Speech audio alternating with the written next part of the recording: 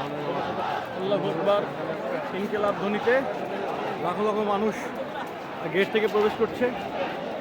তো ভিড়ের কারণে লম্বা ভিডিও আপলোড করা যাচ্ছে না, তারপরও চেষ্টা করছি যতটুকু দেওয়া যাচ্ছে। তো এটা হচ্ছে আরও দুই পাশে দুটো গেট আছে, এই গেটগুলো চেস করে তারপরে হচ্ছে বাংলাদেশের সাধারণ জনগণ এই যে সংসদ ভবনের দক্ষিণ প্লাজার মেইন গেট থেকে প্রবেশ করছে। তো সঙ্গত কারণেই ভিড় অনেক বেশি, যার কারণে আমি আপনাদেরকে দেখাতে পারছি না।